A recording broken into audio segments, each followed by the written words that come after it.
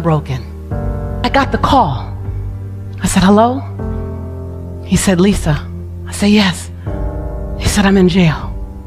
And my heart dropped. I'm 28. I had just given birth to his child. And now I'm linked to the very thing I tried to avoid for so long. And I sat there with my son, not having food, eating beanies and weenies 6 days a week. I was so broke and broken. His father had just gone to prison. And all of a sudden, my worst nightmare had come true. I made a commitment, being born and raised in South Central LA, raised between the Harlem Crip 30s and the Rolling 60s. Those are not cheerleading squads, y'all. That I wouldn't engage on any level. I wasn't available on any level for any gang activity, for anything criminal, because I would never be connected with jail. It's just not my thing. I knew early on that's not my destiny. So when my girlfriends and my best friends started dating the neighborhood thugs, I passed. I'm going to the library. I'm not participating. I don't know where I'll end up, but I know I won't stay here. See, I was sitting on that couch in 1995, and I didn't say, I want to be awesome. That didn't come out first. What came out was, this is not who I am. Yes, yes, yes. I am more than this. And I want my dash to freaking dance while I'm here. And I don't want to get to the end of my days and said I kept some in. I don't want to get to the end of my days and said I was standing at the line waiting for the right time. So sometimes your greatest leap comes from being fed up with something. Your greatest leap comes from being done with something. Your greatest leap comes in a combination. I'm complete and I'm ready. I'm complete with that and I'm ready for that. See, when I was ready for an abundant life, numbers didn't scare me, money didn't scare me, going to conferences by myself didn't scare me, working all night didn't scare me, being alone didn't scare me, nothing scared me because I was ready. I said yes to it. And everything that came with it, are you willing to say yes to that too? This is your stage. This is your time. It's time for you. It's time for you. We need you. Don't dim your light. I need you. They need you. The world needs you. Speak up. Show up. Yes, yes. Yes, yes. Even when it gets hard, it's my time. Even when it's challenging, even when it doesn't feel good, even when it's scary, even when it costs more money than it should, even when it takes longer than it should. What time is it? What time is it? It doesn't matter the climate, the temperature, the circumstances, the politics. It doesn't change the fact that it's my time. It's my time. It's my time. It's my time. It's your time. Cognitive dissonance is the form of discomfort that you put yourself in when you think of yourself in such a way that doesn't match your current behavior. Oh, somebody came, that's worth the price of admission just to do that. Isn't that juicy? I'm gonna say it again because some of y'all are like, okay, I don't even know what to write down. Cognitive dissonance is the form of mental disruption where you literally disrupt your own mind by thinking of yourself in a way that doesn't match your current behavior. It's beyond your current behavior. Your mind will be uncomfortable because it doesn't match. So your mind will begin to call you to do the thing to make your mental conversation match your behavior. Ooh, that's some good stuff. That right there, that's a game changer, somebody. Yes, yes? Abundant thinkers are constantly placing ourselves in cognitive dissonance. How will you be the man, the woman you've always known yourself to be? There's a calling on your life that you don't get to shake. And it's only yours. No one else has the same calling as you. So comparing yourself to me doesn't do any good. Comparison is and will always be the thief of all joy. Someone might want to write that down. Comparison is and will always be the thief of all joy. You will never do me. And so when you begin to look at people, look at someone as a model of who you can be by taking a piece of who they are, adding it to the uniqueness of who you are, and then understanding what's the divine assignment on your life. What do you need to do more of? Who do you need to be more of? What do you need to evict from your behavior? See, we're infopreneurs. We love information. But what do you need to let go of that's not serving you anymore? See, when I look at the things that I used to be, I look at procrastination, I look at scared, I look at being worried, I look at doubtfulness, I look at my edginess. I've always been a rebel, always will be a rebel. I just have to learn how to use my powers for good. Yes, yes? That wasn't always the case. There was a point where you might be there, so let me know if there's a point there where everything that you've been and every person, every characteristic that you've been that doesn't serve you, you need to confront it. And you need to say, thank you for getting me to this point. But in order for me to get there, I have to leave you here. You won't fit doubt. You won't fit worry. You won't fit being afraid of being seen. That fear of outgrowing your tribe. Anybody there? See, that was mine. See, because I wore a badge of honor. I love where I'm from. I don't apologize where I'm from in LA. I don't apologize. I don't need to wear it and get through a door with it, but I don't want to hide it either. But something happened when I became wildly successful. I became almost ashamed of my success because it seemed to make me so different. It was so different from Inglewood. It was so different from my cousins. It was so different from other women of color. It was so different from anyone of any color in the struggle. And that for a long time, that was my connection. I hadn't built another connection yet. Anyone know what I'm talking about? And all of a sudden, I began to silently sabotage myself. Now, it's not an obvious sabotage. I'm still running. I'm just kind of moonwalking.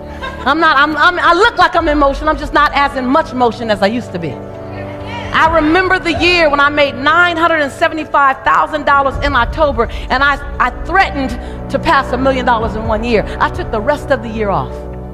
I said, oh, I'm tired. You know, we got sexy excuses. And then the next year, I hit $985,000 in August, and I was confronted. You gonna take the rest of the year off again? And I had to realize that I was afraid of leaving someone behind. I stopped by to ask you, are you willing to live an abundant life at the risk of having it all abundant? Are you willing? Are you willing? Are you willing to make abundant living your automatic stop, non-negotiable? And anything that's incongruent with it has to be evicted. That you're willing to disrupt your norm for it. You're willing to walk alone for it. See, some of you want company so much, and you got to realize that before you can be good company to me, you got to learn how to be good company to you. So if you walk alone for a while, and you will share your vision with someone and they won't get it. They just won't get it. They won't get it. They will not get it, and they won't get it for a reason. And someone came here just to hear this message. They won't get your vision because God didn't give your vision to them. Your vision was given to you. And it's your job to nurture it, to feed it, to bring it out so we can then see it. I was built for such a time as this. Everything that I've navigated through prepared me for this moment. And boy, am I prepared. I get to be nervous. I get to be uncertain. I get to need help. Abundance is my birthright. Abundance is my birthright. Joy is my birthright. I deserve everything. I deserve everything because I'm a great steward of prosperity. Get ready, me. Get ready, me. I get to win.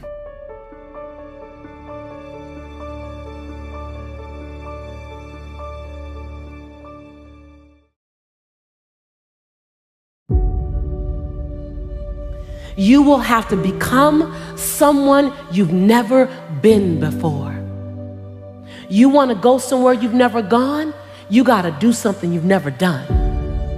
You got to say something you've never said. You got to go to a place in you that you've never even been. You get to redesign. You are your Michelangelo. You are your greatest sculpture. And you get to recarve and you get to up-level as much as you need. You're not sentenced to this life this way. You chose it. You get to choose as much as you want. You get to design it any way you choose. You're not sentenced to your future. You have an opportunity to your future. What do you want and how do you want it? And if it doesn't make you a little afraid, then you ain't playing big enough. Your knees are supposed to knock a little bit. Your teeth are supposed to chatter a little bit. There's supposed to be at least 2 butterflies in your stomach. At least. Because if not, you're playing inside your comfort zone. And we mistake the fact that we're supposed to be comfortable 24/7. Well, let me tell you something. Comfortable is equivalent to complacent. I'll choose inconvenience every day, any day, to make a difference on the planet. I don't mind being mildly to moderately to significantly inconvenienced to leave my fingerprint on this planet. So I just came to talk to the game changers and to the change agents who are willing to confront any part of you that's not speaking to your madly, wildly amazing future.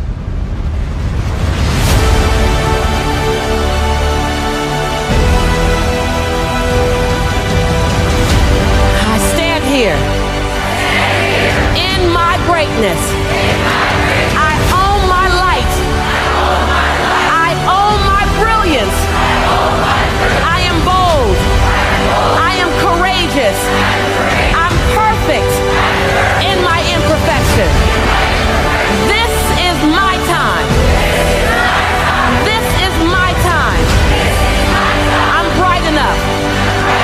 I'm old enough. Young enough. I've experienced enough. I'm wise enough. I understand that I am enough.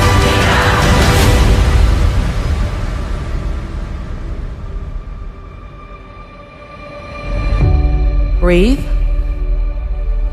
Own it. Own it.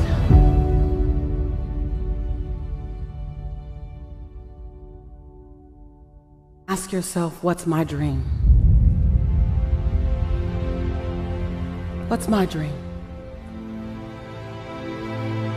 I came to challenge you to play in the biggest field you've ever played in. I came for you to challenge the fear that might be inside of you and to redesign and reprogram it. You look at it long enough, you be with it intimately enough, and it has to dissipate. You are the designer of your destiny. You are the author of your autobiography. You write the story of your life. No one can write your financial story. No one can write your spiritual story. No one can write your emotional story but you. The pen has always been in your hand. The pen has always been in your hand. I say write a story that's going to be damn good to read. And ask yourself, what's my dream? What are you willing to do that you've never done before? What are you willing to say that you've never said before? Are you willing? Are you willing to do that thing you've never done before? Are you willing to stand at the edge of your own greatness? Are you willing to look at your fears? Are you willing to recognize that you can be afraid? Are you willing to look at the fact that there is always healing to come? There's always growth to come. There's no arrival. Are you willing? And then in the space of that, are you still willing to lean to the edge? Feel the breeze of possibility, not knowing if you will fly or fall. Are you willing? Are you willing to not quite know what's there, but that something is there is greater than you? Are you willing to say, my life has to make a huge difference?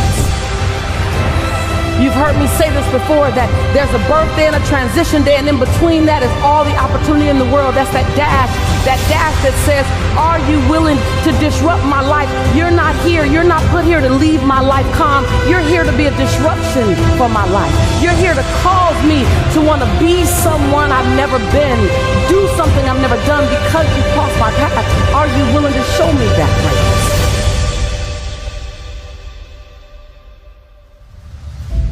It's going to cost you more time than you thought you'd have.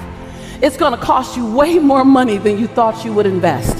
It's going to cost you some friends who couldn't make the entire journey with you.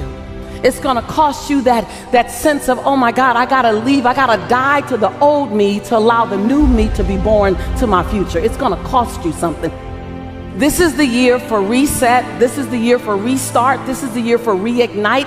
This is the year for repeat the things that you love. This is the year for recommit. This is the year for redesign. This is the year for re-engage. This is the year for restart. This is that year. I stopped by to ignite your fire. I stopped by to have you confront fear. I stopped by to have you look at what it's cost you and to make a bold declaration the next time it rises up, you rise up a little bit higher than it. Yes. I stopped by for you to no longer make fear your enemy. Make fear your fuel.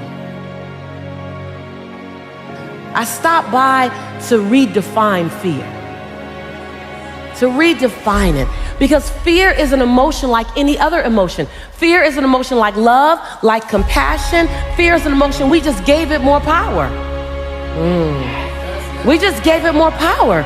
Compassion, oh, that's nice. Fear, ooh. We gave it a meaning. And some of you know you've heard this before, that fear is false evidence appearing real. Now it's time to literally biohack the impact that fear has had on you. That fear no longer becomes your fortress, fear becomes your fuel. Fear is that thing that pushes you forward. Fear is the thing that reminds you, oh, I need to go get more information. Oh, fear will keep you up at night studying. Fear will take you to a coach or a mentor. Fear will cause you to eat a slice of humble pie.